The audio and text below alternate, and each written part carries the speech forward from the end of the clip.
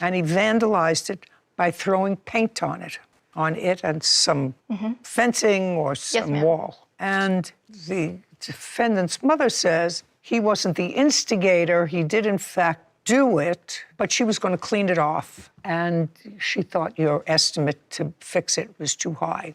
So what's your first name? William. Stand up with your mother. You're 10? 11, ma'am. Tall for 11. Thank you. Okay, so on what date did you vandalize the plaintiff's house? Not sure. What month was it? December. Saturday or Sunday? Pretty sure it was a Sunday. Do you remember what time? No. Morning, afternoon, night? Morning, transitioning into the afternoon. What were you doing outside? Did your mother tell you to go outside? Yes. And who did you go outside with? My friend. Did you take your bikes or did you walk? Bikes. And you went over to where the plaintiff's house is, and there's also a construction site. So I want you to go over there and show me where you and your friend went. All right, now, point to the plaintiff's house. Okay, so you went to the house next door? Yes. Were they doing construction at the house next door? What do you mean by that? Like people there currently? You threw paint on the plaintiff's house. Where did you get the paint from? Show me in that picture. That's what I thought. So you got the paint from somebody else's house. Yes, ma'am. Do you understand? He got the paint from somebody else's house and took the paint to the plaintiff's house. Can I clarify? Sure. My understanding is he did not vandalize her house. He vandalized the other house. Well, you don't know that at all, actually. You don't know that at all because you weren't there.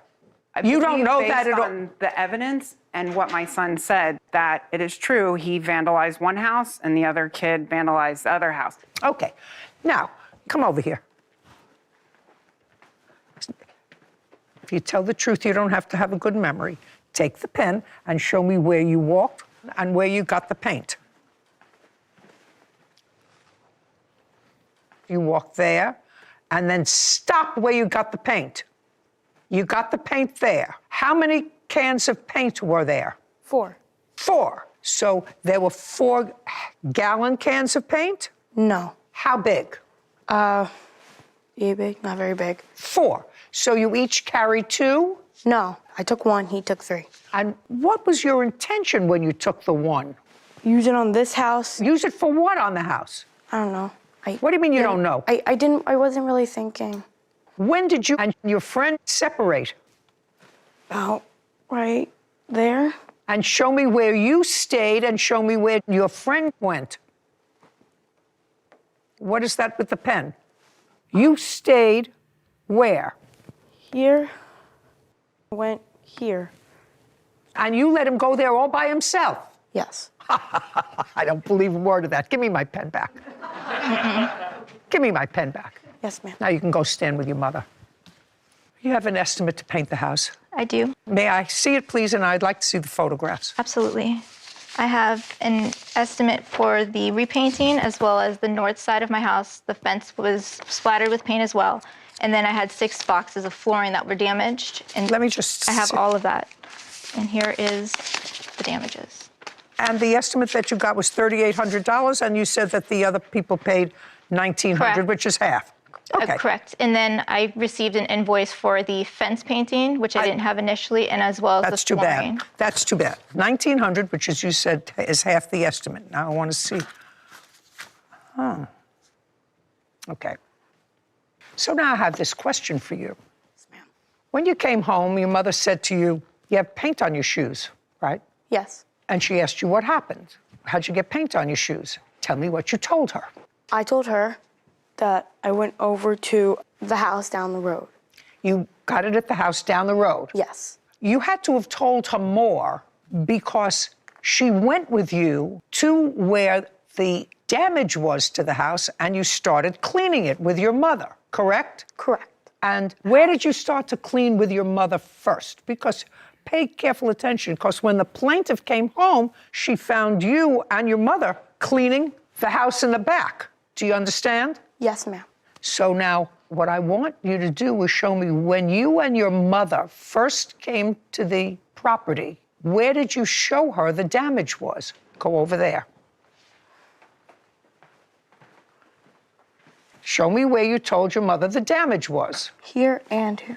Well, how did you know the damage was there? You said that you didn't go there. How did you know that there was any damage there? Now, obviously, we all want to see what's best in our kids, and we want to believe them when they tell us what's going on. But the fact that this mother, for whatever reason, is believing her son based off of the evidence, when the evidence very clearly shows that he went mayhem on this other house. And the other thing that's really strange to me is, should it matter?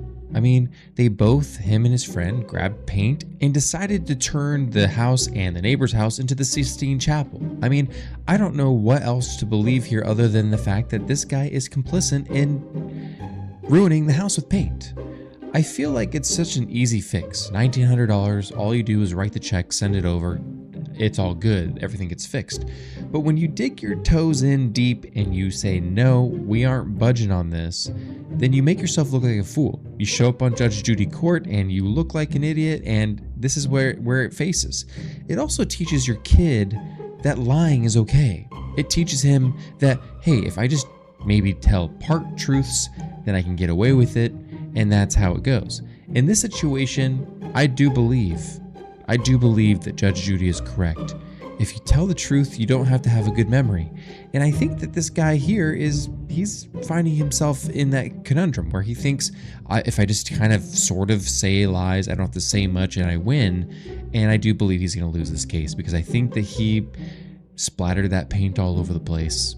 I think he did. Now, you said that you stayed right in the back of that first house and your friend went all the way up. Don't raise your hand. And your friend went all the way around the house with the 3 cans of paint that he was carrying. You only had 1. So how did you know that there was any damage to the plaintiff's house? Because there wasn't any trees here, and you could just blatantly see them doing the paint over here. It's not a flat house, it's a big house. Madam, walk over to the house and show me where the paint was on your house. Can I show you a more accurate picture of the property? No. Put it down. Show me where the damage was to your house. In the back end. It was in all 3 sides. Yes, ma'am. All 3 sides? Just not the front. So, Okay.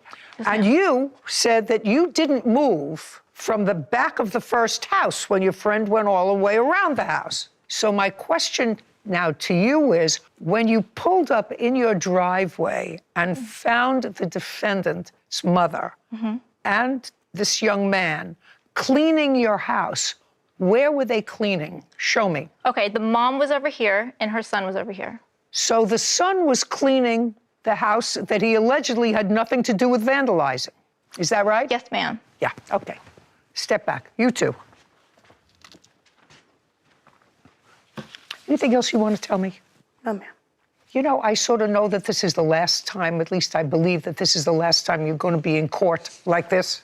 I sort of have that here because I think that this was an unpleasant experience both for you and your mother. Yes, ma'am. And when you get older, you realize that you don't want to repeat unpleasant situations because you get embarrassed. Your mother is embarrassed. I mean, your mother had other things to do rather than putting on plastic gloves and going scrubbing off latex paint on somebody else's house that day. So if you do the wrong thing happens. Now, if you do the right thing in life, it's not a guarantee that everything will go well for you. But I'm going to tell you, it's a damn good start. So if you try to do what is being a good citizen, what's being a good person, what's being a good neighbor. Do you live in a house? Yes. Does your mom own that house? Yes, but I think she's still paying her mortgage. Well, that she owns it if she's still paying a mortgage, but that's observant. So she owns her own house. Yes. How do you think she would feel if somebody came and threw paint on her house? Upset. And Judge Judy is absolutely correct. And I said this earlier. I mean, this might be the turning point for this young man. I mean, all the time you have a moment when you're a young boy, you get into trouble, and then you face Judge Judy, right? And in that case, you feel like you're maybe looking at God himself, because this person is the judge and the righteous judge, right? Just kidding. But I do think that he's learning his lesson, and I do think he's a little frightened at the fact that there might be more punishment ahead. And to be honest with you, if I was the mother, this boy would be getting in trouble, to be honest with you. So I do believe that in this situation, he is learning his lesson. I do think that, yes, paint on the wall, it can be fixed, but it could be worse. You could find yourself getting into more trouble with other things if you get older and you don't learn your lesson and you don't experience things like this. I think it's normal for children to run into things like this, but one thing I will say, I do think it's important for the mother to obviously wants to protect her son, but at the same time, you can't overprotect consequences away from your son, because in some cases, consequences are what turn boys into quality good men when they grow up, because they understand that their actions have consequences, and so they choose to do the right thing, and they choose to protect other people, and they choose to, keep the world safe in that case. And because we don't have a lot of that, we have a lot of dudes out there who just don't care, and that's a problem. So I like the fact that Judge Judy is pointing this out. Because she's paying a mortgage. She wants it to look nice. She wants you to have a nice place to live. So you seem like a nice young man. And you have to realize that there are repercussions when you do the wrong thing. This lady had a house. She built an extension. She repainted the house. And somebody comes along and for sport vandalizes it with their friend. Because this was what we call a joint venture with your friend. Then you had to get your mother involved. This was on a weekend. Yes. So on a day when she does the working, she would ordinarily clean her own house.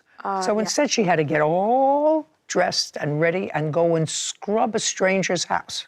Not fair, right? Good. Judgment for the plaintiff in the amount of $1,900. We're finished. Thank you very much. This court is adjourned.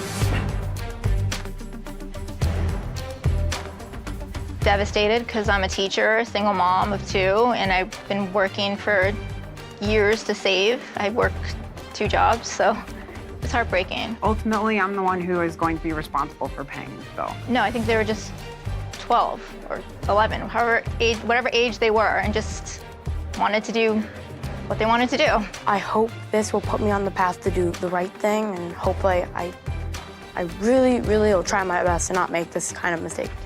That actions have consequences. Ready to put it behind me. This case was great because I, one, agree with Judge Judy on this one, but I also think that it showed us a little bit of a heart that Judge Judy has towards the youth. I do believe that although she comes off really harsh and kind of cold to a lot of people, I do believe that she cares a lot about young people and really wants to see them succeed in moving forward and growing into better human beings. Because one, it means that she doesn't have to come down hard and see kind of the horrible things that adults do to each other. And I do think that this kid is learning his lesson. He doesn't seem like he's a bad kid. We all been there when we do something that we probably shouldn't have done. I remember myself when I was a young kid, I thought it would be funny to pretend like I was throwing rocks at cars by taking empty snail shells that had no snails in them anymore. So when you threw them, they would float in the air and not actually hit the cars. But it looked like I was throwing rocks. And boy, did that get me in trouble when I was a little kid. I didn't do anything that was causing damage to cars. It was all harmless. It was just a prank. But it got me into trouble, and I learned a valuable lesson. That one, not everyone thinks everything I do is funny, and two, it doesn't matter if it wasn't actually going to harm somebody. It ends up being the fact that I could have harmed somebody. There's a number of other things that could have happened by distracting a driver and you name it. So I do believe these types of situations are part of life and part of development, but the crucial point is how parents decide to either protect their kids from consequences or allow their children to experience them so that they become better human beings. So I want to know your thoughts on this. Please leave your comments down below and I'd be happy to see them.